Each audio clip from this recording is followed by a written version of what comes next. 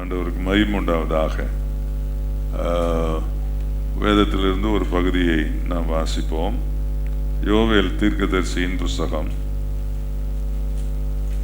2ஆம் அதிகாரம் 26, 27 ஆகிய இரு வசனங்களை நாம் எல்லாரும் சேர்ந்து வாசிக்கலாம்.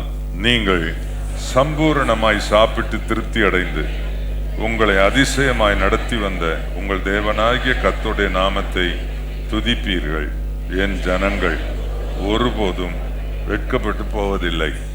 நான் இஸ்ரவேலின் நடுவில் இருக்கிறவர் என்றும் நானே உங்கள் தேவனாகிய கர்த்தர், வேறொருவர் இல்லை என்றும் அறிந்து கொள்வீர்கள். என் ஜனங்கள் ஒருபோதும் வெட்கப்பட்டு போவதில்லை. என் ஜனங்கள் ஒருபோதும் வெட்கப்பட்டு போவதில்லை என்று இந்த யோவேல் தீர்க்கதரிசி தேவனுடைய வார்த்தையை ரொம்ப ஆழமாய் அறிந்து சொல்லியிருக்கிறார். இது ரொம்ப முக்கியமான காரியம். எந்த வாக்குத்தத்தங்களும் எந்த வார்த்தைகளும் நமக்கு ஒரு நல்ல உபதேசத்தை கொண்டு வருகிறவைகள். ஆண்டவருக்கு ஸ்தோத்திரம். சில வேளைகளில் நான் வெட்கப்பட்டேன், நான் தலை குனிந்தேன் என்று சொல்லும் நிலை உங்களுக்கு ஏற்பட்டிருக்கலாம். ஆண்டவருக்கு மகிமை உண்டாவதாக. அதற்கு காரணம் என்னவென்று நீங்கள் தான் அறிந்து கொள்ள வேண்டும். ஆனால் வசனம் சொல்லுகிறது, என் ஜனங்கள் ஒருபோதும் வெட்கப்பட்டு போவதில்லை. அவருடைய ஜனங்களே வெட்கப்பட்டு போவதில்லை என்றால் நம்முடைய தேவன் ஒரு நாளும் வெட்கப்பட்டு போகவே மாட்டார். அல்லேலூயா. ஆண்டவருக்கு மகிமை உண்டாவதாக. நிச்சயமாய் இந்திய தேசத்தில் கிறிஸ்தவர்கள் வெட்கப்பட்டு போக மாட்டார்கள்.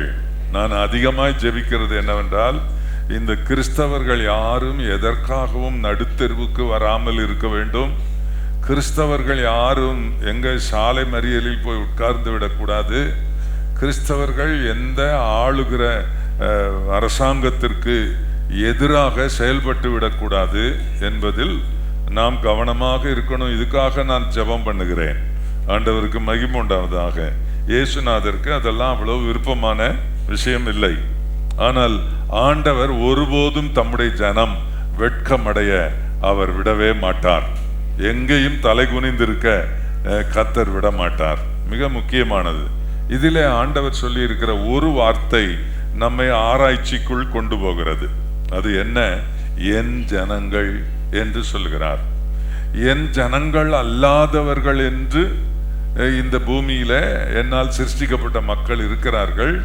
அவர்கள் என்னுடையவர்கள் அல்ல என்று ஆண்டவர் வேதத்தில் சொல்லி இருக்கிறார். கடைசி நாளில் இரு கூட்டத்தார் இருப்பார்களாம். ஒருவர் வலது பக்கம் நிற்பார்களாம், ஒரு கூட்டம் இடது பக்கம் நிற்குமாம். வலது பக்கம் நிற்கும் கூட்டத்தை பார்த்து, வாருங்கள் என் பிதாவினால் ஆசீர்வதிக்கப்பட்டவர்களே, உலகம் உண்டானது முதல் உங்களுக்கு என்று ஆயத்தம் பண்ணப்பட்டிருக்கிற ராஜ்யத்தை சுதந்திரித்துக் கொள்ளுங்கள் என்று தேவன் அவர்களை ஆசீர்வதிப்பார். இடது பக்கம் நிற்கொள்ளை பார்த்து, சபிக்கப்பட்டவர்களே, அப்படி சொல்லுவாராம், சபிக்கப்பட்டவர்களே, பிசாசுக்காகவும் அவனுடைய தூதர்களுக்காகவும் ஆயத்தம் பண்ணப்பட்டிருக்கிற நித்திய அக்கினியிலே போங்கள் என்பாராம். இதுல என் ஜனங்கள் என்று சொல்லுகிறவர்கள் யார்? ஆண்டவர் சொல்லி இருக்கிற இது மிக முக்கியமானது. ஆகவே நான் எங்கே இருக்க வேண்டும்? என் ஜனங்கள் என்று ஒரு கூட்டத்தை சொல்லுகிறாரே, அதில் நான் இருக்க வேண்டும். என் ஜனங்கள் அல்லாதவர்கள், காட்லி பீப்புள், அன்காட்லி பீப்புள் என்று ரெண்டு வகை இருக்கிறது. ஆண்டவருக்கு மகிமை உண்டாம். தேவனை வணங்காமல் தேவன் அல்லாதவைகளை வணங்கி ஆண்டவரை விட்டு விலகி இருக்கிறவர்களை தான் அன்காட்லி பீப்புள் அப்படின்னு சொல்றோம். காட்லி பீப்புள் அதாவது தெய்வம் இல்லாதவர்கள், தெய்வத்தை பின்பற்றுகிறவர்கள். ரெண்டு கூட்டம் பூமியில இருக்கிறார்கள். நான் ஆண்டவரை பின்பற்றுகிறேன், என் ஆண்டவர் இயேசுவின் நாமத்தை தொழுது கொள்ளுகிறவனாய் நான் இருக்க வேண்டும். ஆண்டவருக்கு ஸ்தோத்திரம். என்னை பார்த்து ஒரு கூட்டத்தை பார்த்து இது என் ஜனம் என்று ஆண்டவர் சொல்லும்போது அந்த கூட்டத்தில் நான் இருக்கிறேன் என்கிற ஒரு உறுதி வேண்டும். ஒவ்வொருவருக்கும் இருக்க வேண்டும். இதை நாம் பெற்றுக்கொள்ள வேண்டும். அதற்கு ஒரு உபதேசம் உங்களுக்கு முன்பாக நான் வைக்க விரும்புகிறேன். ஆண்டவருடைய வார்த்தையை கவனிங்கள். என் ஜனங்கள் என்று ஆண்டவர் கூப்பிடும் ஒரு ஒரு ஒரு பாக்கியம் நாம் பெற வேண்டும். யாரை ஆண்டவர் என் ஜனம் என்று சொல்லுகிறார் என்கிற ஒரு குறிப்பை பாருங்கள். வெட்கப்பட்டு போவதில்லை என்ற காரியம் மிக விசேஷமானது, மிக பெரிய ஒரு சிலாக்கியம். அதுல ஆண்டவர் எசேக்கியேல் தீர்க்கதரிசியின் புஸ்தகம் 11ஆம் அதிகாரம் 18, 19, 20 ஆகிய வசனங்களை வாசித்தால் அவர்கள் அங்கே வந்து அதில் சீ என்று இகழப்படத்தக்கதும், கவனிக்கணும், சீ என்று இகழப்படத்தக்கதும் அருவருக்கப்படத்தக்கதுமாய் இருக்கிறதை எல்லாம் அதிலிருந்து அகற்றி விடுவார்கள். அவர்கள் என் கட்டளைகளின்படி நடந்து என் நியாயங்களை கைக்கொண்டு அவைகளின்படி செய்ய நான் அவர்களுக்கு ஏக இருதயத்தை தந்து அவர்கள் உள்ளத்தில் புதிய ஆவியை கொடுத்து கல்லான இருதயத்தை அவர்கள் மாம்சத்திலிருந்து எடுத்து போட்டு சதையான இருதயத்தை அவர்களுக்கு அருளுவேன். அவர்கள் என் ஜனமாய் இருப்பார்கள், நான் அவர்கள் தேவனாய் இருப்பேன் என்று சொல்லி இருக்கிறார். இது கவனிக்க வேண்டும் இல்லையா? நான் வெக்கப்பட்டு போக மாட்டேன்னு வாழ்க்கையே வெக்கம் நிறைந்ததா இருக்கக்கூடாது.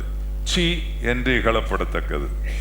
என்ன, ஒரு தவறு செய்த ஒருவன் சிக்கி கொண்டான், சீ நீயா இப்படி செய்த அப்படின்னு சொல்றதெல்லாம் நம்ம பார்க்கிறோம். வாத்தியாரு மாட்டிக்கிட்டாரு. எதுக்கு, எங்க மாட்டிக்கிட்டாரு?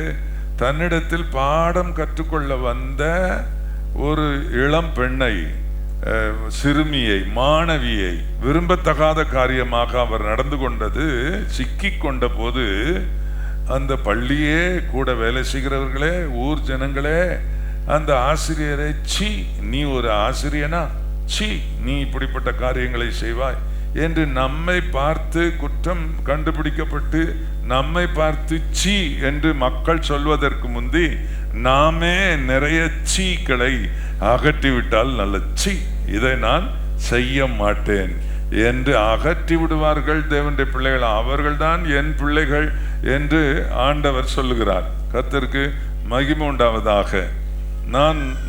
நான் அனுபவிக்க வேண்டிய நல்ல விஷயம் இருக்கிறது, கெட்ட விஷயமும் இருக்கிறது. ஆகவே கெட்ட விஷயத்தை நான் சீ என்று அதை அதை அதை தள்ள வேண்டும். அந்த ஆற்றல் தேவனுடைய பிள்ளைகளுக்கு உண்டு, கர்த்தருடைய பிள்ளைகளுக்கு அந்த ஆற்றல் உண்டு. அதை உடையவர்களாக நாம் இருக்க வேண்டும். ஆண்டவருக்கு ஸ்தோத்திரம். எல்லார் கையிலையும் செல்போன் இருக்குது, எல்லார் கையிலையும் பேடு, சிலர் கையில் ஐபேடு இருக்குது, சிலர் கையில் பேடு வச்சிருக்கிறாங்க, லேப்டாப் வச்சிருக்கிறாங்க. என்ன கொஞ்சம் வசதி இருந்தால் போதும், அவங்களுக்கு இன்டர்நெட் வந்துடுது, சாஃப்ட்வேர் ஓப்பன் பண்ணலாம், யூடியூப் ஓப்பன் பண்ணலாம். இதையெல்லாம் ஓப்பன் பண்ணால் அதில் சரி நம்ம இதை பார்க்கலான்னு சொல்கிறது ஒன்று இருக்குது, பார்க்கக்கூடாதுன்றது 9 இருக்குது. நல்ல காரியங்களை நீங்கள் பார்த்துக்கிட்டு இருக்கும்போதே கெட்ட காரியங்கள் அது பின்னவே தொக்கி வரும். பாஸ்டருடைய பிரசங்கம், பாஸ்டர் சொர்ணராஜ் போட்டிங்கன்னா என்ன வரும், ஜெக்கி பாஸ்டர் வரும். அது 4 பார்த்தீங்கன்னா 5வது வேற ஒன்று கர்மம் வரும், சீ என்று இகழப்பட வேண்டியது வரும். அந்த சீ என்று விட்டுவிட வேண்டியதை, அருவருக்க வேண்டியதை விடாமல் அதுக்குள்ள போய், அது கொஞ்சம் சின்னதாக இருக்கு தெரியலன்றதுக்காக ஜூம் பண்ணி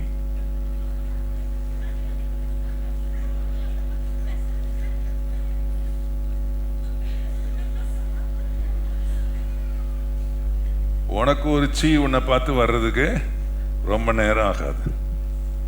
நன்றா கவனிக்கணும். எல்லா பிள்ளைகளுக்கும் ஆண்டவர், எல்லா விசுவாசிகளுக்கும் அறிவை ஆண்டவர் கொடுத்துருக்கிறாரு, ஞானத்தை கொடுத்துருக்கிறாரு.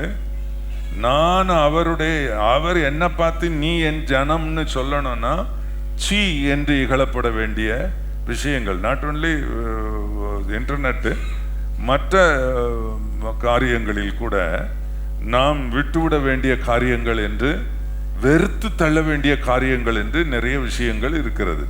அதை வெறுத்து தள்ள வேண்டும், விரும்பி இருக்கக்கூடாது. இல்லைங்களா? நீங்கள் பார்த்தீங்கன்னா இந்த சில நாய்கள் ரோட்டில் பார்த்தீங்கன்னா, அது அடுத்த ஒரு வேற தெருவில் இருந்து ஒரு நாய் இந்த தெருவுக்கு வந்துருச்சு.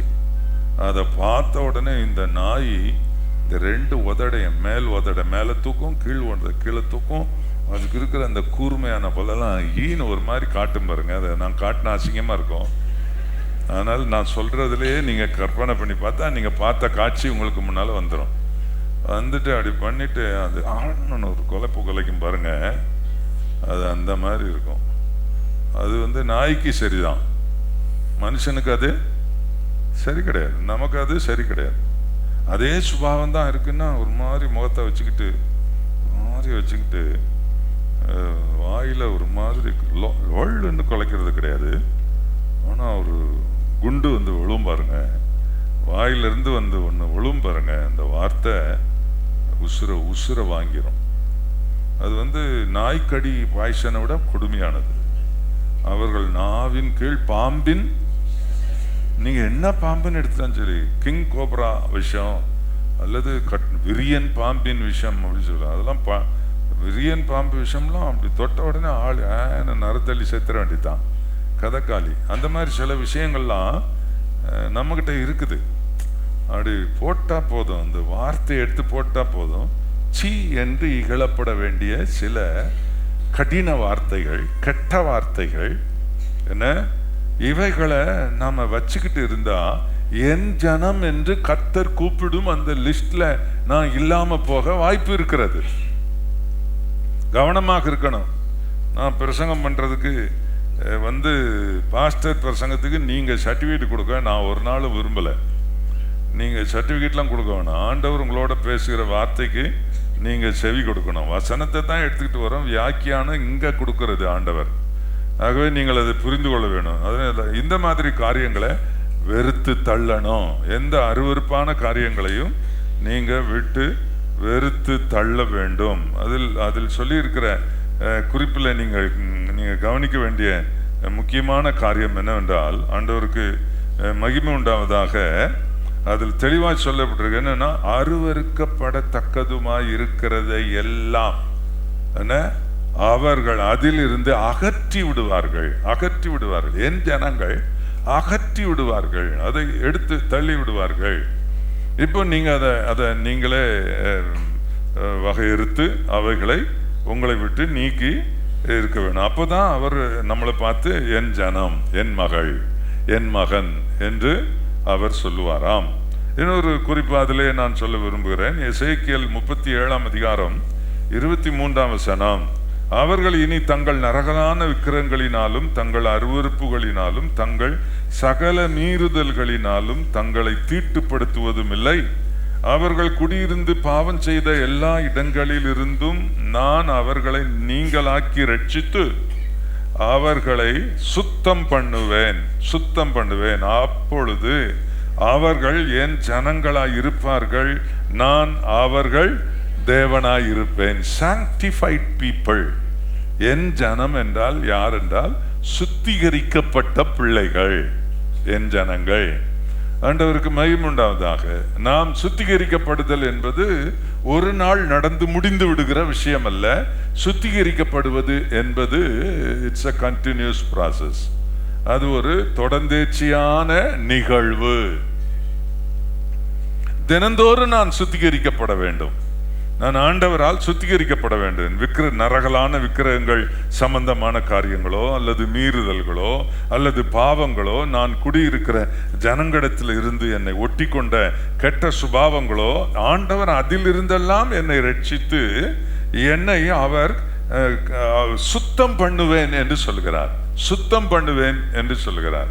ஆகவே நாம் சுத்திகரிக்கப்பட வேண்டும். திரள் கூட்டம் பரலோகத்தில் நிற்க கண்டு, வெண்ணங்கிகளை தரித்து நிற்க கண்ட இந்த யோவான் பார்த்து தூதன் கேட்கிறான், இவர்கள் யார் என்று உனக்கு தெரியுமா என்று கேட்கிறான். அது உமக்கே தெரியும் என்று சொல்ல, அங்கே மறுமொழியாக சொல்லப்படுகிறது என்ன, இவர்கள் மிகுந்த உபத்திரவத்தில் இருந்து வந்தவர்கள், தங்கள் அங்கிகளை ஆட்டுக்குட்டியின் ரத்தத்தில் தோய்த்து வெளுத்தவர்கள் என்று சொல்லி இருக்கிறது. நன்றா கவனிக்கணும். ஆண்டவர் தோய்த்து வெளுக்கிற, சுத்தம் பண்ணி கொள்ளுகிற அந்த ஒரு சுபாவம் நமக்கு இருக்க வேண்டும். என்னட்ட என்ன இருக்கு அப்படி சொல்லக்கூடாது. கழுவி சுத்திகரித்து கொள்ள வேண்டும், சாங்டிஃபை பண்ணணும். அதுக்கு பிளட் ஆஃப் ஜீசஸ் கிரைஸ்ட் நமக்கு இன்னைக்கும் லைவா இருக்குது. இயேசுவின் ரத்தம் இன்னைக்கும் ஜீவனோட இருக்கிறது. நம்முடைய பாவங்களை கழுவி சுத்திகரிக்க நாம் நம்முடைய பாவங்களை அறிக்கையிட்டால் பாவங்களை நமக்கு மன்னித்து எல்லா அநியாயத்தை நீக்கி நம்மை கழுவி சுத்திகரிக்க அவர் உண்மையும் நீதியுள்ளவராய் இருக்கிறார். அவருடைய குமாரனாகிய இயேசு கிறிஸ்துவின் ரத்தம் சகல பாவங்களையும் நீக்கி நம்மை சுத்திகரிக்கும் என்று சொல்லி இருக்கிறது. ஆண்டவரை எல்லாருமே என்ன செய்யணும்னா தங்களை இயேசுவின் ரத்தத்தினால் சுத்திகரித்து கொள்ள வேண்டும். யார் இந்த ஜனங்கள்? தங்களை சுத்திகரித்து கொண்டவர்கள். தங்கள் அங்கிகளை, அவர்கள் அங்கிகள் என்று சொன்னால் லைஃப், ஜீவியத்தை குறிக்கும், ரட்சிப்பை குறிக்கும், நீதியின் வாழ்க்கை குறிக்கும்.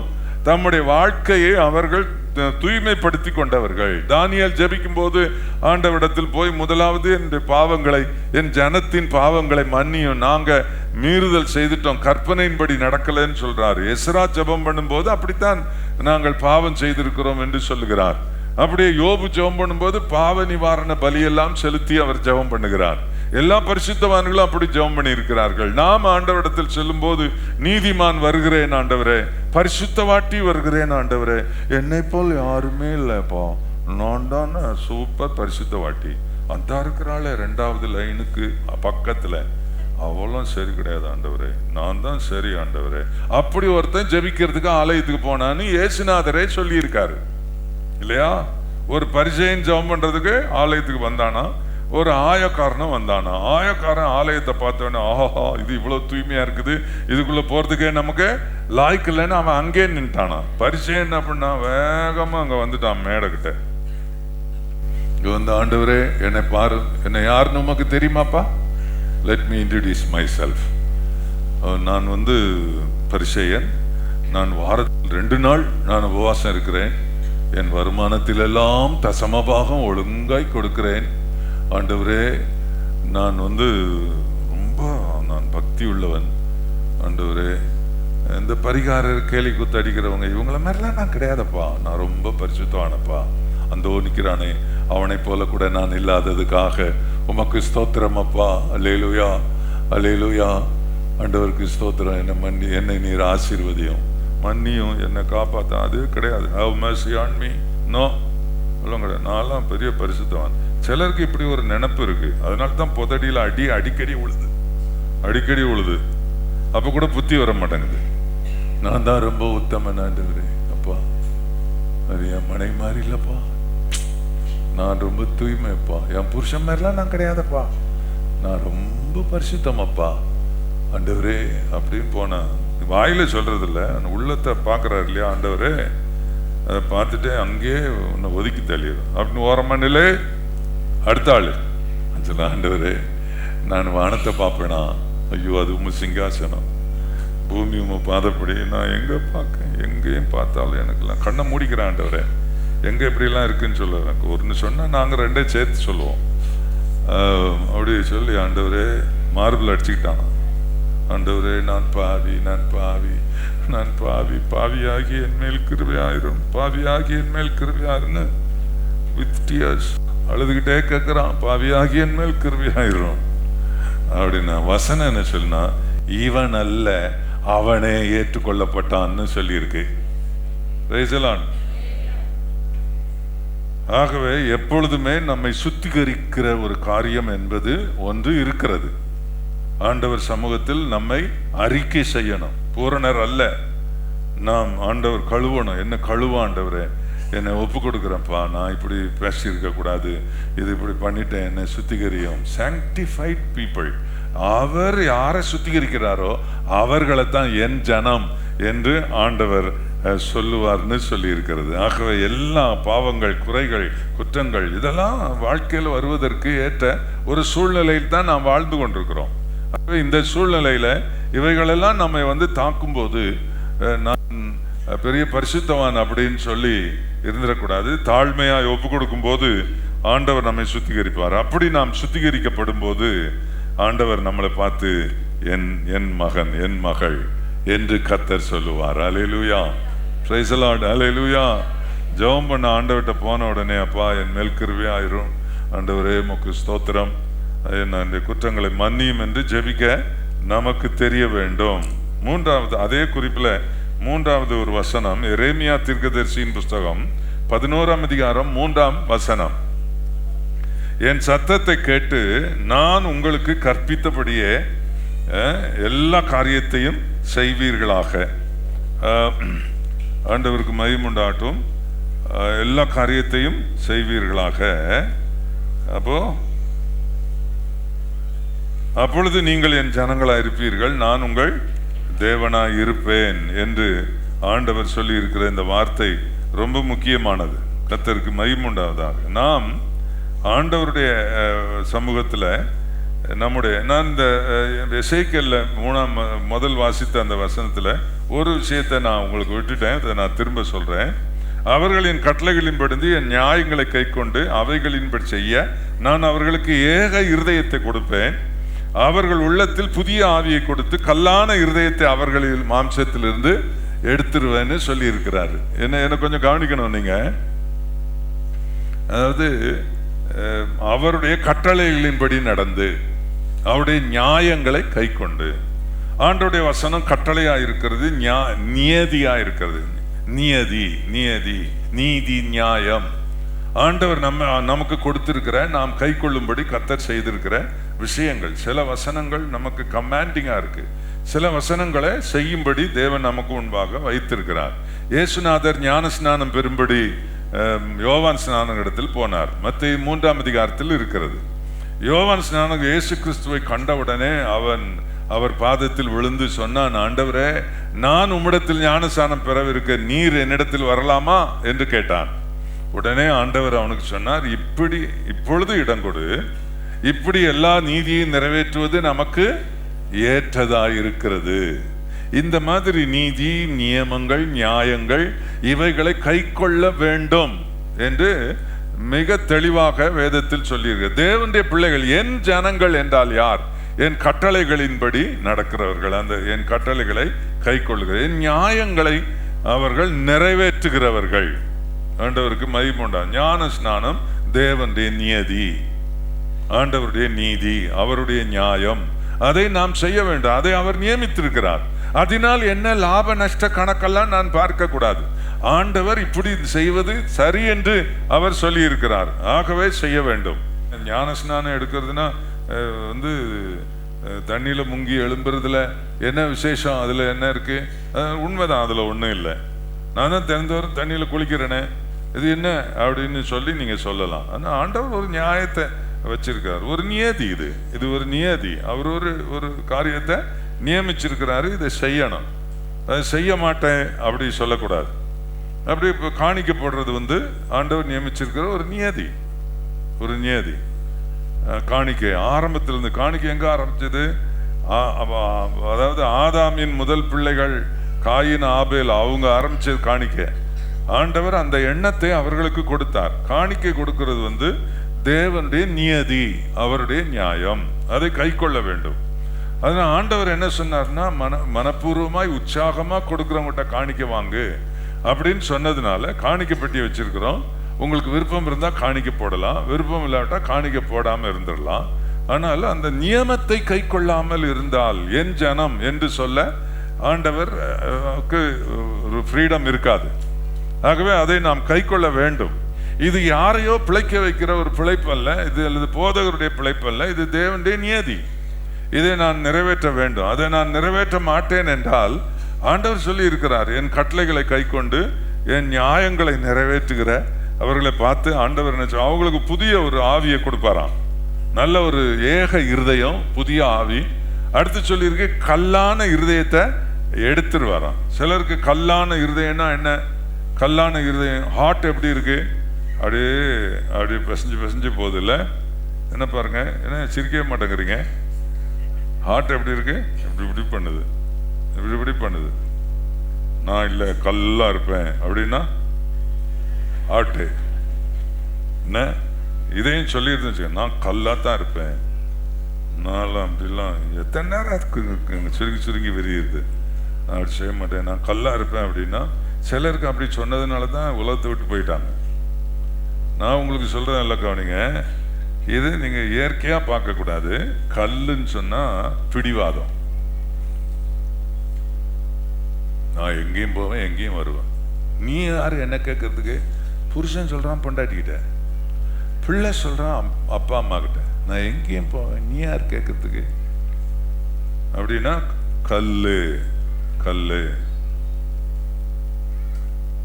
நான் அப்படிதான் இருப்பேன், நீங்க சொன்னபடி நான் செய்ய முடியாது, அப்படி இருக்க மாட்டேன், அப்படிதான் இருப்பேன், கீழ்ப்படிய மாட்டேன், நான் அப்படித்தான் இருப்பேன் அப்படின்னு சொல்றதெல்லாம் கல்லு. இந்த கல்லான இருதயத்தை எடுத்துட்டு சதையான இருதயம்னா, அதாவது ஒரு கீழ்ப்படிதல் உள்ள இருதயம், ஒரு தாழ்மை உள்ள இருதயம், சாஃப்ட் ஹார்ட், மென்மையான இருதயம் ஆண்டவர் கொடுப்பேன் அப்படின்னு சொல்றாரு. ஆனா நம்ம விசுவாசிகளுக்குள்ள ரொம்ப பேருக்குள்ள கல்லு தான் இருக்கு, உள்ள கல்லு தான் இருக்கு. அதான் அதனால தான் முடியாதுன்னா முடியாது, அப்படி ஒரு மாதிரி பிடிவாதங்கள்லாம் நிறைய இருக்கு. பார்த்தீங்களா, ஆண்டவர் இப்போ என்ன சொல்றாருன்னா, நான் உனக்கு அந்த கல்லை எடுத்துட்டு நான் என்ன செய்கிறேன், மென்மையான இருதயத்தை கொடுத்துட்றேன். அப்போ அதுக்கு பிறகுதான் உன்னை பார்த்து என் பிள்ளைன்னு நான் சொல்லுவேன், என் ஜனம்னு சொல்லுவேன் இல்லையா. மாம்சத்தில் கல்லான இருதயத்தை அவர்கள் மாம்சத்திலிருந்து எடுத்து போட்டு சதையான இருதயத்தை, சாஃப்ட் ஹார்ட்டை அவங்களுக்கு நான் கொடுப்பேன். அவர்கள் என் ஜனங்களாக இருப்பார்கள், நான் அவர்கள் தேவனாய் இருப்பேன் அப்படி சொல்லி இருக்கிறார். அது அடுத்த குறிப்பு பாருங்க, எசேக்கியேல் 37ஆம் அதிகாரம் 23ஆம் வசனம். அதுல என்ன சொன்னா, சுத்திகரிக்கப்பட்ட ஜனங்கள் தான் என் ஜனங்கள், அவர்களை தான் என் ஜனங்கள்னு சொல்லுவேன். அதை நான் உங்களுக்கு சொல்லி இருக்கிறேன். நாம் ஆண்டவருடைய இரத்தத்தினால சுத்திகரிக்கப்பட வேண்டும், நம்முடைய குறைகளை அறிக்கை செய்ய வேண்டும், ஆண்டவரிடத்துல நம்ம சொல்ல வேணும், குறைகள்ல இருந்து கர்த்தர் நம்ம விடுவிக்கணும். அடுத்த குறிப்பு எரேமியா தீர்க்கதரிசி புத்தகம் 11ஆம் அதிகாரம் 3ஆம் வசனம். என் சத்தத்தை கேட்டு நான் உங்களுக்கு கற்பிக்கிறபடியே எல்லா காரியத்தையும் செய்யுங்கள், அப்பொழுது நீங்கள் என் ஜனமா இருப்பீர்கள், நான் உங்கள் தேவனா இருப்பேன் அப்படி சொல்லி இருக்கிறார். அதாவது என் சத்தத்தை கேட்டு. அல்லேலூயா. ஆண்டவர் சத்தத்தை எப்போவாது கேட்டீங்களா? யாராவது கேட்டிருக்கீங்களா? கை வைத்து பார்ப்போம். ஆண்டவர் சத்தம் நான் கேட்டிருக்கேன் பாஸ்டர். எப்படின்னு கேட்டால் கொஞ்சம் விளக்கம் சொல்ல முடியுமா? அப்படி தெரிஞ்சுதான் நான் கையை வைத்திருக்க மாட்டேன், தெரியாமல் வைத்துட்டேன், மன்னிச்சுக்கிடுங்க அப்படின்னு கை. ஆண்டவர் சத்தம் கேட்டிருக்கீங்களா? ஆண்டவருக்கு மகிமை உண்டாகுதா? ஏன்னா நமக்கு கொஞ்சம் தெளிவு இருந்தால் தான் இதெல்லாம் தெரியும். நீங்கள் ஆண்டவர் சத்தம்னா என்னன்னு நினச்சிக்கிட்டு இருக்கீங்க அப்படின்னா, மகனே இயேசு நான் வந்திருக்கிறேன், துடிச்சு பிடிச்சி எழுந்து, எங்க ஆண்டவரே, என்னை நீ காண மாட்டாய், ஆனால் உன் அறைக்குள் வந்திருக்கிறேன் எப்படி பேசுவாரா? அதுதான் ஆண்டவர் சத்தமா? தானே ஆண்டவர் சத்தம். இந்த சத்தத்தை கேட்டிருக்கீங்களா நீங்க? அசிரிய வாக்குன்னு இந்த மாதிரி சத்தம் நான் கேட்டிருக்கேன் பாஸ்டர். சொப்பனத்தில் கேட்டிருப்பேன்னு. இதனால தான் ஆண்டவர் என்ன செய்கிறான்னா இல்லையா, யோவான் ஸ்நானனை பார்த்து ஆண்டவர் சொன்னார், வனாந்தரத்திலே கூப்பிடுகிறவனுடைய சத்தமா இருக்கிறான் அப்படின்னு சொன்னார். யோவான் யாரு? தேவனுடைய சத்தம். ஆண்டவருக்கு ஸ்தோத்திரம். கர்த்தர் அவனை கொண்டு பேசினார், அதனால் தேவனுடைய சத்தத்தை ஜனங்கள் கேட்டார்கள், மனம் திரும்பினார்கள், நிறைய பேர் யோவானால் ஞான ஸ்நானம் பெற வந்தார்கள் என்று சொல்லி இருக்கிறது. ஆண்டவருக்கு ஸ்தோத்திரம். நம்முடைய அதாவது ஆவியானவர் பேசுகிறதற்கு அவருக்கு ஒரு வாய் வேண்டும், அவருக்கு ஒரு சரீரம் வேண்டும், அவருக்கு ஒரு தொண்டை வேண்டும், நல்ல பேஸ் வாய்ஸ், நல்ல வாய்ஸ் இருக்கிற ஊழியர்களை கர்த்தர் நமக்கு தந்திருக்கிறாரு. ஆண்டவர் ரொம்ப அருமையா ஆண்டவர் பேசுறாரு. இப்போ சொர்ணராஜ் வாய் சொர்ணராஜுடையதல்ல, அது தேவனுடையது. ஏன்னா இதை நேற்றே நான் கொடுத்துட்டேன் அவருக்கு, இரவலா கொஞ்ச நேரத்துக்கு தான் அவருக்கு கொடுத்துட்டேன் நான். எதுக்காக? சொர்ணராஜ் நான் 1 மணி நேரம் ஜனங்களோட பேச வேண்டும் அப்படி நான் என்னை ஒப்பு கொடுக்குறேன். ஆண்டவரே, நான் 2-3 நாளாக ஜெபம் பண்ணி, கர்த்தாவே நீர் பேசும், நான் என்னை ஒப்பு கொடுக்குறேன்னு சொல்லி ஒப்பு கொடுத்து தான் வந்திருக்கிறோம். அவருடைய சத்தம் இதுதான், அவருடைய சத்தம். புரியுதா உங்களுக்கு? இப்போ அவருடைய சத்தத்தை கேட்டோமா? ஆமா, கர்த்தர் இன்னைக்கு சர்ச்சுக்கு போகணும், பாஸ்டர் முளையங்களோட பேசினாரு, அவர் சத்தத்தை கேட்டோம். அவர் சத்தத்தை நாங்க எங்க கேட்டோம் அப்படின்னு இருக்கிறது இல்லை இல்லையா? ஆண்டவர் என்ன செய்கிறார்? நம்மளோட பேசுகிறார். அவருடைய சத்தம் அவர் பேசுகிறத கேட்டு. ரொம்ப அருமையா சொல்லியிருக்கு பாருங்க. நான் உங்களுக்கு கற்பிக்கிறபடியே எல்லா காரியங்களையும் செய்யுங்கள். நான் உங்களுக்கு கற்பிக்கிறபடியே எல்லா காரியங்களையும் செய்யுங்க. பாஸ்டர் சில விஷயங்களை சொன்னா ஆண்டவர் அவர் மூலம் நமக்கு பேசும்போது அதை கேட்டுட்டு இது தேவன் என்னோட பேசுகிறதா, இல்லை சிலர் பாஸ்டர் ஆண்டவர் பேசும்போது இந்த நேரம் அப்படித்தான், இவ்வளவு நேரம் கர்த்தரை பாடணும் துதிச்சோம், கர்த்தர் பேசுகிற நேரம் வரும்போது நல்லா தூக்கம் கண்ணை மூடிட்டு சாத்தா வந்துடுவான். இந்த கணநித்திர ஆவி சிலருக்குள்ள வந்துடும். அப்படியே கண்ணை விழிச்சுக்கிட்டே சிலர் தூங்குவாங்க, சிலர் கண்ணை மூடிட்டு இப்படி தலையை ஆட்டிக்கிட்டே தூங்குவான். அந்த சத்தம் கேட்கறதுக்கு உங்களை விட மாட்டான். கேட்டா திருந்திருவீங்கன்னு அவனுக்கு தெரியும், அதனால அதை கேட்க விட மாட்டான். அப்படி இருக்கக்கூடாது. கர்த்தருடைய பிள்ளைகள் என்ன செய்ய வேணும்? அவர் சத்தத்தை கேட்கணும். இவ்வளவு நேரம் ஆண்டவர் உங்களோட பேசி இருக்கிறார். என் ஜனம் ஒருபோதும் வெட்கப்பட்டு போவதில்லை. அந்த ஒன்றை மட்டும் மனசுல வச்சுட்டு போகக்கூடாது. நான் அவருடைய ஜனம், இயேசுவை நான் ஏற்றுக்கொண்டிருக்கிறேன், நான் தேவனுடைய பிள்ளையா இருக்கிறேன். தொடர்ந்து கர்த்தர் என்னோடு பேசி உபதேசம் பண்ணி எனக்கு இப்படிப்பட்ட குணங்களை எல்லாம் அவர் கொடுக்கிறாரு, அதனால நான் தேவனுடைய பிள்ளை. அல்லேலூயா, ஆண்டவருக்கு ஸ்தோத்திரம். கர்த்தர் அவனை தெரிந்து கொண்டு நீ என் ஜனம், என் மகன், என் மகள் என்று சொல்லுகிறார். ஆண்டவருக்கு மகிமை உண்டாவதாக. ஆகவே அவர் என்ன சொல்றாரோ அப்படி காரியங்களை செய்யுங்க. அவர் சத்தத்தை கேட்டு அவர் உங்களுக்கு கற்பிக்கிறபடியே எல்லா காரியத்தையும் செய்யுங்கள். இல்லையா? அப்பொழுது நீங்கள் என் ஜனங்களாயிருப்பீர்கள், நான் உங்கள் தேவனாய் இருப்பேன் என்று ஆண்டவர் சொல்லி இருக்கிறார். அடுத்து கடைசி குறிப்பை சொல்லுகிறேன். சகரியா தீர்க்கதரிசியின் புஸ்தகம் 13ஆம் அதிகாரம் 9ஆம் வசனம். தேவனுடைய ஜனத்தில் 2 பங்கு அழிந்து போனது, 3ஆம் பங்கு மீதியாயிருக்கிறது. இந்த மீதியாயிருக்கிற ஜனங்களை கர்த்தர் நடத்துகிற விதம் அங்கே சொல்லப்பட்டிருக்கிறது. அதை இஸ்ரவேல் மக்கள் என்று விட்டுவிடக்கூடாது, நம்மைத்தான் என்று எடுத்துக்கொள்ள வேண்டும். அந்த 3ஆம் பங்கை நான் அக்கினிக்குட்பட பண்ணி வெள்ளியை உருக்குறது போல அவர்களை உருக்கி பொன்னை புடமிடுவது போல அவர்களை புடமிடுவேன். அவர்கள் என் நாமத்தை தொழுது கொள்வார்கள், நான் அவர்கள் விண்ணப்பத்தை கேட்பேன். இது என் ஜனம் என்று நான் சொல்லுவேன், கர்த்தர் என் தேவன் என்று அவர்கள் சொல்லுவார்கள். சுருக்கமா நான் உங்களுக்கு சொல்லிடுறேன் பாருங்க. பலவிதமான சோதனைகளினூட, பலவிதமான பரீட்சைகளினூட தேவன் நம்மை நடத்துகிறார். நம்முடைய வாழ்க்கையில் சில போராட்டங்கள் வருகிறது, சில பிரச்சனைகள் வருகிறது. நமக்கு சில நேரங்களில் நம்முடைய மனது துவண்டு போகும் ஒரு நிலை இருக்கிறது. அப்படிப்பட்ட நேரங்களிலும் நான் என்ன செய்கிறேன்? இயேசுவே நீ நல்லவர் என்று நான் சொல்லுகிறேன். என்ன பாருங்க, இயேசுவே நீ நல்லவர். அவர்கள் என்னை தொழுது கொள்வார்கள், நான் அவர்களை சோதிப்பேன், அவர்களை அக்கினி கூட பண்ணுவேன், அவர்களை வெள்ளி உருக்குவது போல் உருக்குவேன், பொன்னை புடமிடுவது போல் புடமிடுவேன் என்றாலும் அவர்கள் என்னை தொழுது கொள்வார்கள், என்னை நோக்கி விண்ணப்பம் பண்ணுவார்கள், அவர்கள் விண்ணப்பத்தை கேட்பேன். இது என் ஜனம் என்று நான் சொல்லுவேன் என்று கர்த்தர் சொல்லி இருக்கிறார். ஒரு சின்ன பிரச்சனையிலும் பின்வாங்கி போகிறவர்கள் அல்ல. ஒரு சின்ன துன்பம் வந்த உடனே சபையை விட்டுட்டு போயிடுறேன், ஜெபத்தை விட்டுடுறேன், ஆண்டவரை விட்டுடுறேன் போகிற ஜனங்களை என் ஜனம் என்று கர்த்தர் சொல்ல மாட்டார்.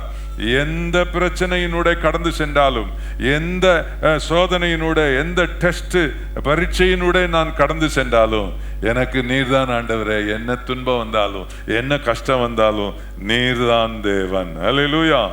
சாத்ராக் மேஷாக் ஆபேத்நேகோ அக்கினிக்குட்பட பண்ணினார் தேவன், ஆனாலும் அவர்கள் கர்த்தரையே தொழுது கொண்டார்கள் என்று அவர்களை பற்றி நேபுகாத்நேச்சார் சாட்சி சொல்லுகிறதை நாம் பார்க்கிறோம். என்ன துன்பம் வந்தாலும் நீங்கள் இயேசுவையே மகிமைப்படுத்தணும், இயேசுவையே ஆராதிக்கணும், அவர் நோக்கியே நீங்க ஜெபிக்கணும். துன்பத்துல பிரச்சனைகள்ல நீங்க பின்வாங்கிடக்கூடாது, சோர்ந்து போயிடக்கூடாது, தைரியமா இருக்கணும்.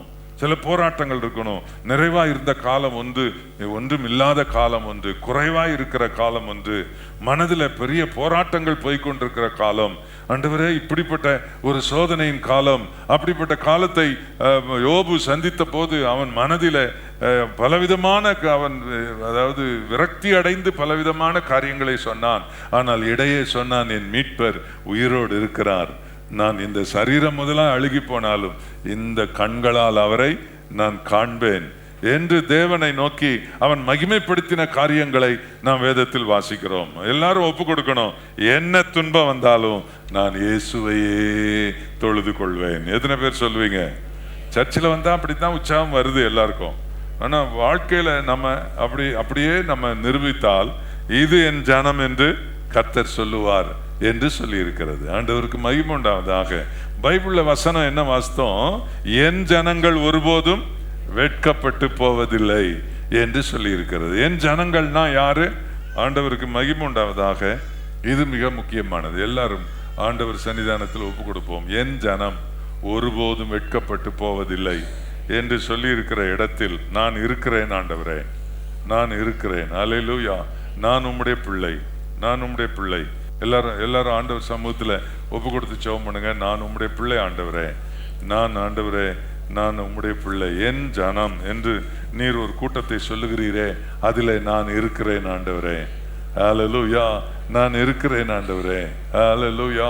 நான் ஆண்டவரே, இன்றைக்கு என் வாழ்க்கையில உம்முடைய பிள்ளை என்று சொல்லப்படுவதற்காக நான் வெறுக்க வேண்டிய காரியங்களை சீ என்று வெறுத்து விடுவேன். நான் அகற்ற வேண்டியதை அகற்றி விடுவேன். என் ஆண்டவரே, உம்முடைய வார்த்தையின்படி உம்முடைய நியாயங்களை நான் கை கொண்டு ஆண்டவரே, நீர் எனக்கு வைத்திருக்கிற எல்லா பிரமாணங்களின்படி நடக்க என்னை ஒப்பு கொடுத்து, என்னில் இருக்கிற இந்த கல்லான பிடிவாதமான முரட்டுத்தனமான என்னுடைய குணங்களை என்னை விட்டு நீர் எடுத்து போட்டு எனக்கு ஆண்டவரே ஒரு கீழ்ப்படிதல் உள்ள ஒரு சாஃப்ட் ஹார்ட் எனக்கு நீ தருவேன்னு சொல்லி இருக்கிறீர். அல்லேலூயா. என்னை அதற்கு ஒப்பு கொடுக்குறேன். எல்லாம் வாயை திறந்து நீங்க ஜெபம் பண்ணுங்க. அல்லேலூயா. நான் பிடிவாதமாய் இருக்க மாட்டேன், நான் முரட்டுத்தனமாய் இருக்க மாட்டேன் ஆண்டவரே. நான் ஆண்டவரே மென்மையான இருதயம், சதையான இருதயத்தை என்னில் வைத்திருக்கிற உம்முடைய மகனாக நான் இருப்பேன் என்று ஆண்டவருக்கு நம்மை நாம் ஒப்பு கொடுப்போம். கர்த்தருக்கு மகிமை உண்டாவதாக. என் வாழ்க்கையிலே தினந்தோறும் நான் உம்மால் சுத்திகரிக்கப்பட வேண்டும். ஒப்பு கொடுங்க எல்லாரும். தினந்தோறும் சுத்திகரிக்கப்பட வேண்டும். என்னை நான் நீதிமான் என்று நான் ஆண்டவரை எப்பொழுதும் சொல்ல மாட்டேன். நான் உம்முடைய சமூகத்தில் ஆண்டவரை எல்லாருக்கும் முன்னால நான் பெரிய உத்தமன், நான் பெரிய விசுவாசி, நீதிமான்னு சொல்ல மாட்டேன். அந்த பரிசீலனை போல நான் ஜெபிக்க மாட்டேன். பாவியாகி என் மேல் கிருபையாயிரும் என்று என்னை தாழ்த்தி தினந்தோறும் என் பாவங்களை அறிக்கை செய்து, சொல்லுங்க, தினந்தோறும் என் பாவங்களை அறிக்கை செய்து உம்முடைய மன்னிப்பை பெற்று நான் ஆண்டவரே, நீர் என்னை கழுவி சுத்திகரிக்கிற அந்த ஆசீர்வதிக்கப்பட்ட சுத்திகரிக்கப்பட்ட ஒரு மகளாய் நான் இருப்பேன். அப்பொழுது நான் உம்முடைய ஜனமாய் இருப்பேன். ஆமென். எல்லாரும் சொல்லுங்க, ஆண்டவரே, நான் சுத்திகரிக்கப்பட என்னை ஒப்பு கொடுக்கிறேன் ஆண்டவரே. ஸ்தோத்திரம். உம்முடைய கரத்துல ஆண்டவரே, என்னை நீர் அப்படி சுத்திகரித்து என்னை மாற்றுகிறதுக்காக உமக்கு ஸ்தோத்திரம் ஆண்டவரே. என்னை ஒவ்வொரு வாரமும் எங்களோட நீர் உம்முடைய சத்தத்தை தொனிக்க பண்ணுகிறீர். எத்தனை பேர் சொல்வீர்கள், ஆண்டவரே என்னோட பேசுகிறீர், உம்முடைய சத்தத்தை நான் கேட்கிறேன் ஆண்டவரே. உம்முடைய சத்தத்தை கேட்டு நீர் என்னை என்ன செய்ய சொன்னீரோ அதையே செய்ய. அல்லேலூயா. நான் உங்களுக்கு கற்பிக்கிறபடியே எல்லா காரியத்தையும் நீங்கள் செய்யுங்கள், அப்பொழுது நீங்கள் என் ஜனங்களா இருப்பீர்கள் என்று சொல்லி இருக்கிறார். ஆமென். அல்லேலூயா. எல்லாம் சொல்லுங்க, ஆண்டவரே, நீர் எங்களோட பேசின காரியங்கள், எங்களுடைய பேசின காரியங்களை அப்படியே நாங்க எங்களுடைய வாழ்க்கையை நாங்க அபியாசப்படுத்தி கொள்வோம். உம்முடைய ஜனமா இருக்க எங்களை ஆசீர்வதியும். எல்லாம் சொல்லுங்க. எத்தனை பேர் சொல்லுவீங்க, என்ன சோதனை வந்தாலும், என்ன பிரச்சனை, பொன்னை போல புடமிட்டாலும், வெள்ளியை போல உருக்கினாலும், என்ன சோதனை வந்தாலும், இயேசுவே உம்மை தொழுது கொள்ளுவேன், உம்மை நோக்கி ஜெபம் பண்ணுவேன். எத்தனை பேர் சொல்வீர்கள்? அல்லேலூயா. என்ன உபத்திரம் வந்தாலும், யார் மூலம் வந்தாலும், என்ன பிரச்சனை வந்தாலும், இயேசுவே உம்மை தொழுது கொள்ளுவேன் என்று என்னை ஒப்பு கொடுக்கிறேன். அப்பா உமக்கு ஸ்தோத்திரம். நீர் இப்படிப்பட்ட நிலைத்திருக்கிற ஜனத்தை பார்த்து இது என் ஜனம் என்று சொல்லுவேன் என்று சொல்லி இருக்கிறீரப்பா. அப்படிப்பட்ட நிலையில நீர் என்று என்னை ஆசீர்வதிக்க வேணும். அல்லேலூயா. நான் அவருடைய மகள் தான், நான் அவருடைய மகன் தான் என்று நம்மை தைரியமாய் விசுவாசத்தோடு கர்த்தருக்கு ஒப்பு கொடுப்போம். எத்தனை பேர் ஆண்டவருடைய சன்னிதானத்தில் உங்களை ஒப்பு கொடுக்கிறீர்கள்? எழுந்து நின்று ஆண்டவருடைய சமூகத்தில் உங்களை ஒப்பு கொடுங்கள். நான் உம்முடைய பிள்ளை அப்பா, நான் உடைய மகள். ஆண்டவர் உன்னை பார்த்து சொல்றாரு, என் மகனே, நீ ஒருபோதும் வெட்கப்பட்டு போவதில்லை. யார் எந்த மனுஷன் முன்னாலையும் யார் முன்னாலையும் நீ வெட்கப்பட்டு போவதில்லை. உன்னை வெட்கப்பட்டு போக நான் விடுவதில்லை. நான் உன்னோடு கூட இருக்கிற தேவன். உன்னை சுத்தம் பண்ண வேண்டிய நேரத்தில் சுத்தம் பண்ணுவேன். உனக்கு மென்மையான இருதயத்தை கொடுத்து உன்னை நான் ஆசீர்வதித்து என் வழியிலே நடத்தி உன்னை என் ஜனமாக நான் வைத்துக் கொள்வேன். ஆண்டவர் தெளிவாக சொல்லுகிறார். ஹல்லேலூயா. நீ வெட்கப்பட மாட்டாய். கர்த்தருக்கு ஸ்தோத்திரம். ஒரு நாளும் கர்த்தர் உன்னை வெட்கமடைய விட மாட்டார். எத்தனை பேர் விசுவாசிக்கிறீர்கள்? ஒரு சில துன்பத்தினூட நீ கடந்து போய் கொண்டிருக்கிறாய், ஒரு சில போராட்டங்களினூட கடந்து போய் கொண்டிருக்கிறாய். ஆனால் ஆண்டவர் இயேசு உன்னை பார்த்து சொல்றார், என் மகனே, என் மகளே, என் ஜனமே, ஹல்லேலூயா, நீ ஒரு போதும் ஒரு நாளும் எந்த நேரத்திலையும் நீ வெட்கப்பட்டு போக மாட்டாய். ஹல்லேலூயா. எந்த பெரிய ராஜாக்கள் முன்னிலையிலும் சரி, எவ்வளவு பெரிய மனுஷர் முன்னிலையிலும் சரி, பெரிய பலசாலிகள் முன்னிலையிலும் சரி, கர்த்தர் உன்னை பிரகாசிக்க செய்வார். கர்த்தர் உன்னை பிரகாசிக்க செய்வார். அவர்கள் அவரை நோக்கி பார்த்து பிரகாசம் அடைந்தார்கள், அவர்கள் முகங்கள் வெட்கப்படவில்லை. ஆண்டவர் அப்படி செய்வார். எத்தனை பேர் நம்புகிறீர்கள்? ஒப்பு கொடுங்கள். நிச்சயமாய் கர்த்தர் உங்களுக்கு அப்படி செய்வார். நீ வெட்கப்பட்டு போக மாட்டாய். சில துன்பங்கள் உனக்கு வந்திருக்கிறது, சில பிரச்சனைகள் உனக்கு வந்திருக்கிறது.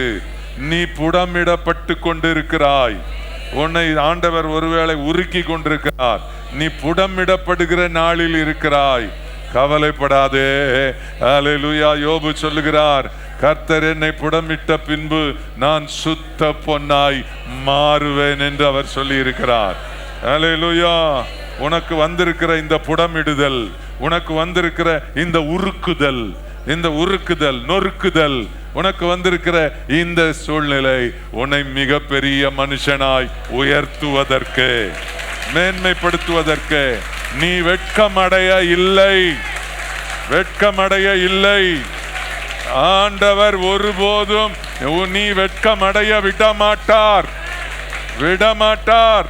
எத்தனை பேர் விசுவாசிக்கிறீர்கள்? ஆண்டவரே, எங்களுடைய வலது கரத்தை உயர்த்தி நாங்கள் உம்முடைய கரத்தில் எங்களை ஒப்பு கொடுக்கிறோம். ஆண்டவரே, எங்களை நிச்சயமாய் வெட்கமடைய நீர் விட மாட்டீர். யாரும் எங்களை பார்த்து பரிகாசம் செய்ய, எங்களை பார்த்து ஆண்டவரே அபத்தமான வார்த்தைகளை பேச, யாருக்கு முன்னாலே நாங்கள் தலை குனிந்து வெட்கப்பட்டு இருக்க எங்களை விடாத தேவன் எங்களுக்கு இருக்கிறதுக்காக ஸ்தோத்திரம். எங்களுக்குள்ளே குற்றம் குறைகள் இருந்தாலும் கழுவி கழுவி சுத்திகரித்து எங்களை ஆண்டவரே உம்முடைய பிள்ளைகளாக மாற்றி எங்களை நீர் ஆண்டவரே பிரகாசிக்க செய்கிறதுக்காக உமக்கு ஸ்தோத்திரம். ஆண்டவரே, அப்படியே நீர் செய்வீராக. அப்படிப்பட்ட ஒரு ஆசீர்வாதம் இன்றைக்கு உம்முடைய மக்களுக்கு நீர் கொடுத்திருக்க ஸ்தோத்திரம். வெட்கப்படும்படியான ஒரு சந்தர்ப்பம் வர்ற மாதிரி இருக்குது. ஆனால் ஆண்டவர் கூட நின்று அதை தடுத்து நிறுத்தி ஜெயமாக முடிய பண்ணுகிற கர்த்தர், வெற்றியாக மாற்றுகிறவர், உயர்வாக மாற்றுகிறவர் என்னோடு கூட இருக்கிறார். ஹல்லேலூயா, ஹல்லேலூயா, ஸ்தோத்திரம், ஸ்தோத்திரம், ஹல்லேலூயா. யோசேப்பின் சகோதரர்கள் எல்லாரும் சொன்னாங்க, இவன் சொப்பனை எப்படி பலிக்கும் பார்ப்போம். ஒளிஞ்சான், ஒளிஞ்சான். கொல்லணும் தான் நினைச்சோம். சரி, இஸ்மவேலர் கையில் கொடுத்துட்டோம். எங்க போறானோ இவன் நிச்சயமா ஒண்ணுமில்லாம போயிடுவான் அப்படின்னு சொல்லி எல்லாரும் அவனை வெட்கம் அடையும்படி, அவன் தலை குனியும்படி, அவன் தோல்வி அடையும்படி கிரியை செய்தாலும் ஆண்டவருடைய வார்த்தை உண்மை உள்ளது. பிள்ளைகளே, அவர் சொன்னாரு, என் பிள்ளைகள், என் ஜனங்கள், என் மகன் யோசேப்பு, என் மகன் உன் பேர் போட்டுக்க, என் மகள் உன் பேரை போட்டுக்க. ஆண்டவர் சொல்லுகிறாரு, ஒருபோதும் வெட்கம் அடைய விட மாட்டேன். அநியாயமான ஒரு குற்றச்சாட்டு அவன் மேல் சுமத்தப்பட்டாலும் ஆண்டவர் ஹல்லேலூயா கூடவே இருக்கிறார். எப்படிப்பட்ட சூழ்நிலையில் நீங்கள் கடந்து வந்தாலும் ஆண்டவர் யோசேப்பை உருக்கினார், அவனை புடமிட்டார். அவனுக்கு பலவிதமான சூழ்நிலை வந்தது. ஆனால் கர்த்தருக்கு மகிமை உண்டாவதாக, அவனை கர்த்தர் வெட்கம் அடைய விடவில்லை. அதே தேவன் நம்மோடு கூட இருக்கிறார். எத்தனை பேர் விசுவாசிக்கிறீர்கள்? வலது கரத்தை உயர்த்தி சொல்லுங்க, என் தேவன் நிச்சயமாய் எங்களை வெட்கம் அடைய விட மாட்டார். நாங்கள் குடியிருக்கும் ஜனங்கள் மத்தியில, நாங்கள் வாழும் இந்த இந்திய தேசத்துல கிறிஸ்தவ மக்களாகிய நாங்கள் இந்த இந்தியாவில வெட்கமடைப்பட்டு போவதில்லை, தலை குனிந்து போவதில்லை, நாங்கள் தோற்று போவதில்லை. எங்களை ஆண்டவரே வெட்கமடைய விடாத எங்கள் சர்வ வல்லமையுள்ள இயேசு எங்களோடு இருந்து எங்களை தகுதிப்படுத்தி உம்முடைய ஜனமாக எங்களை நிலைநிறுத்தி எங்களை ஆசீர்வதிக்கிறதுக்காக உமக்கு ஸ்தோத்திரம், ஸ்தோத்திரம், ஸ்தோத்திரம். அப்படி உம்முடைய பிள்ளைகளை ஆசீர்வதித்து நல்ல சமாதானத்தோடு சந்தோஷத்தோடு உம்முடைய பிள்ளைகளை அனுப்பும். உம்முடைய நாமம் மகிமைப்படட்டும். தங்கள் வீடுகளிலே தங்கள் வாழ்க்கையிலே போய் இந்த வசனத்தை மனதில் வைத்து கொண்டு உம்முடைய பிள்ளைகள் தலை நிமிர்ந்து மகிழ்ச்சியோடு பிரகாசமாய் வாழ கிருபை செய்யும்.